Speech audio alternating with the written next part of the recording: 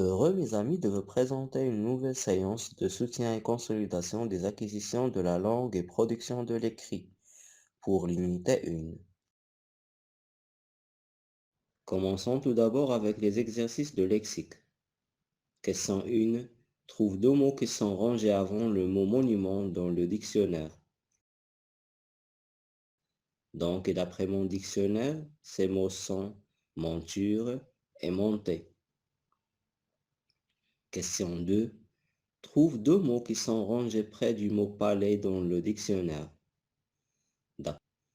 D'après le même dictionnaire, ces mots sont pâle et palette.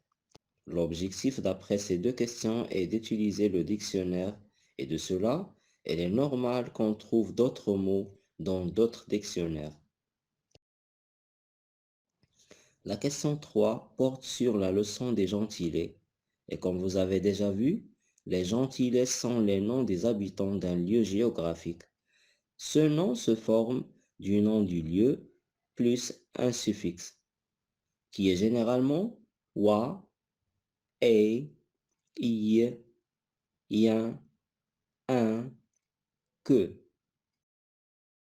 S'agissant de l'exercice, les réponses sont pour Rabat, Rabaté, Essaouira, on dit Soueri, Égypte, on dit égyptien ou égyptienne, et pour Tanger, on dit tangérois ou tangéroise.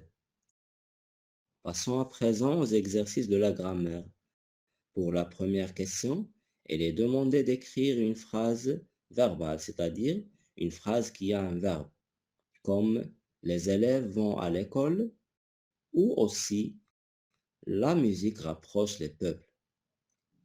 Également, dans ce même exercice, il est demandé de former une autre phrase non verbale, c'est-à-dire une phrase qui n'a pas de verbe, telle que une belle voiture ou encore quelle belle journée. S'agissant de l'exercice 2, il est demandé d'indiquer l'adjectif qualificatif dans chaque phrase et de préciser leur fonction. Dans la phrase A, l'adjectif est célèbre, le nom qualifié est galerie. Elles sont séparées par un verbe d'état, qui est le verbe ou bien l'auxiliaire être. Et donc, l'adjectif célèbre est attribut du sujet galerie. Dans la phrase B, on a deux adjectifs. Le premier, historique, elle est attachée au nom qualifié monument et donc elle est épithète.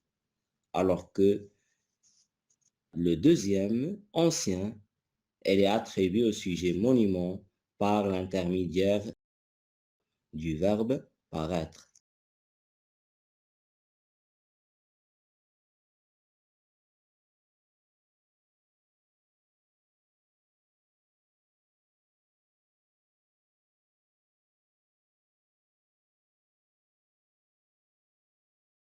Également, pour la conjugaison, on a deux exercices. Dans le premier exercice, il est demandé de mettre les verbes de ces phrases au présent de l'indicatif. La phrase A, dans ce conservatoire de musique, on chantait en chœur.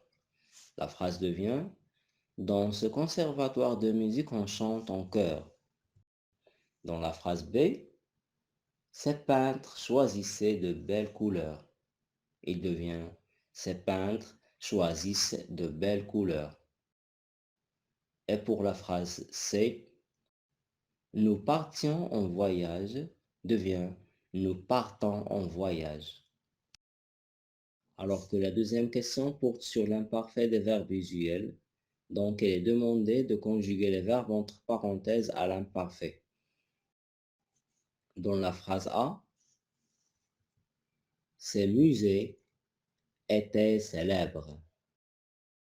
Dans la phrase B, nous faisons la navette entre Rabat et Tmara. La phrase C, vous admiriez cette architecture. La dernière phrase, j'avais de beaux objets d'art. Et donc, il est primordial d'apprendre par cœur ces terminaisons sur les deux tableaux. Les deux premières questions d'orthographe portent sur les accents. Il s'agit de trois sortes d'accents. L'accent aigu, qui ne se place que sur le E. L'accent grave, qui se place souvent sur le E. Et sur A, pour ne pas confondre la préposition A avec le verbe avoir, au présent. Et sur U, pour ne pas confondre U, qui veut dire ou bien, et ou, qui indique l'endroit. Passons à réponse des deux questions. Pour la question 1, elle est demandé d'accentuer les mots suivants. Le père, accent grave, l'étoile, accent aigu, réponse, accent aigu, la colère, accent grave, la côte, accent circonflexe, la forêt, accent circonflexe, même, accent circonflexe, ma boîte, accent circonflexe. S'agissant du deuxième exercice, il est demandé d'accentuer correctement la phrase. Il a acheté une écharpe et même une chaîne à la boutique d'à côté. Acheter, accent aigu, écharpe, accent aigu, même, accent circonflexe, chaîne, accent circonflexe, à, accent grave, à aussi, accent grave, côté, accent circonflexe sur le O et accent aigu sur le E. Pour l'activité 3, porte sur l'accord de l'adjectif qualificatif. Et donc, elle est demandé de colorier le bon accord. Pour la phrase A, les petits cabanons se trouvent à la campagne. Le mot cabanon est un nom masculin pluriel et donc l'adjectif sera petit avec S. Pour la phrase B, ce sont de beaux événements. Le nom qualifié est un nom masculin pluriel, événement, et donc l'adjectif sera beau avec X.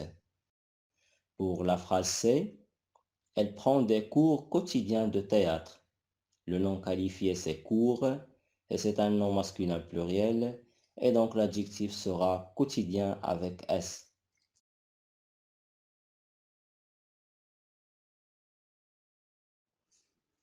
Pour l'exercice de la production de l'écrit, elle est demandé de lire le texte raconté par Shaibia et de faire un texte narratif descriptif à la manière. Lisons d'abord le texte de Shaibia. Shaibia, artiste peintre. Je suis une petite fille de la campagne. Je viens d'un joli village appelé Shtuka. Je garde un grand amour de la terre et de la belle-mère. J'adore les fleurs multicolores qui apparaissent au printemps. J'ai quitté ma maison natale à l'âge de 7 pour venir vivre chez mon oncle. Et comme texte, je vous propose deux exemples. Premier exemple, Najat Valo Belkacem. Je suis une petite fille d'une petite ville dans la région de Rif. Je viens d'une belle ville appelée Benchika. Je garde des chaleureux sentiments d'amour à mon pays d'origine. J'adore aider les enfants marocains en situation difficile. J'ai quitté mon pays natal à l'âge de 5 ans pour rejoindre mon père qui vivait en France. Deuxième exemple. Kamal Loudrevi. Je suis un petit enfant de la ville. Je viens d'une jolie ville historique appelée Fès. Je garde un grand amour aux chercheurs scientifiques. J'adore les inventions. J'ai quitté le Maroc pour devenir le premier Marocain qui a intégré la NASA. Et afin que je vous aide à en faire d'autres textes parallèles, je vous laisse seulement les expressions importantes et vous devez remplir le vide.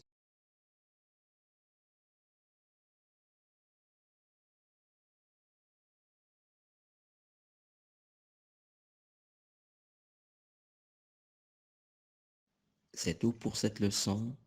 À la prochaine.